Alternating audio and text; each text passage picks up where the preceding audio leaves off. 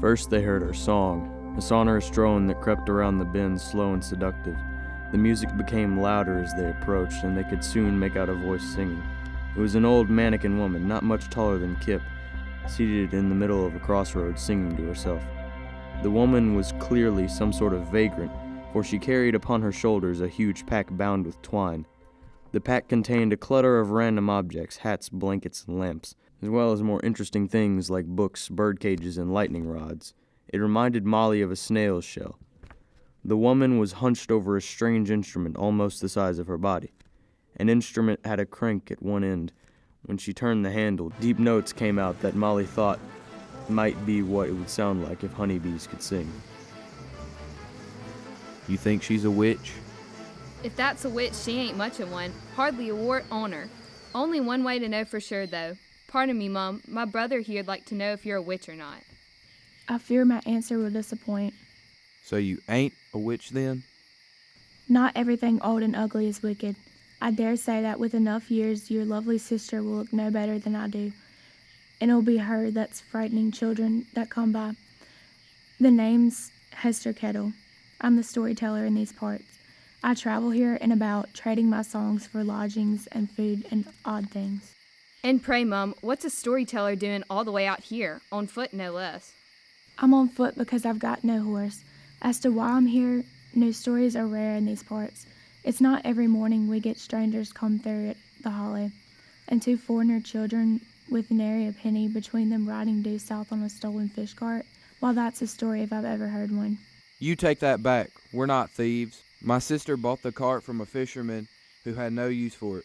He was joining the Navy to fight giant squids. Ain't that right, Malls? Giant squids, you say? Seems the truth is more compelling than the lie. I apologize for accusing you in front of your brother. If you don't mind, Mum, my brother and me are expected somewhere this morning. You're headed to the Windsor home, is that right? Do you know him? Not really. I did meet Master Windsor once, when he was no older than you. That was near 30 years back, right before they shipped him off to live with relations in the city. Poor thing. When he moved back here last autumn, family in town, well, let's just say they surprised a few folks. We're a little turned around at the moment. We asked some farmers what roads to take, but they were a bit shy with the answer. Folks here think they're doing a good turn by not telling you the way. None of them wants to be the one who steered two innocent babes into the sour woods, foreigners though you may be. And what's so bad about the sour woods? Why, everyone in Stellar Hollow knows to keep clear of that place. Children are warned off by their parents, who are warned off by their own parents, and so on as far back as any soul can remember. So you don't know? First-hand accounts are rare, but most folks claim to know someone who knew someone fool enough to venture across the river into the woods. They say the sour woods changes folks, brings out something horrible in them. And then there's the other thing. Tragic, really. What's the other thing? Molly caught Hester's eye. The old woman seemed to weigh Molly's glare and then smiled at Kip. Just rumor and hokum, love. Why, half of its story is made up just to earn a meal. You'll be fine. So you'd be willing to point us the way, then? I would, but I might ask a small favor in return. We got no money. Nothing so large as that, dearie. I only ask that you come around and tell me a story or two about what you find there. Ever since the Windsors moved back, the Hollow's been abuzz with curiosity. A woman of my trade could eat for a month on that information. That I can do.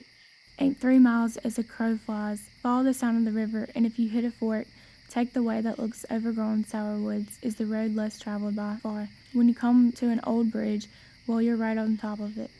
Molly wondered about what might be awaiting her and her brother at the house in the sour woods, and what sort of story she might bring back for the strange old woman. She wished silently that it would be a happy one. Have you noticed how quiet it's got? And what of it? There's no birds, no insects, just the woods. Like the whole forest is waiting for us. What is waiting for Kip and Molly in the woods at the Windsors' manor? Why does no one want them to enter the sour woods? Will Molly and Kip survive this adventure into the unknown?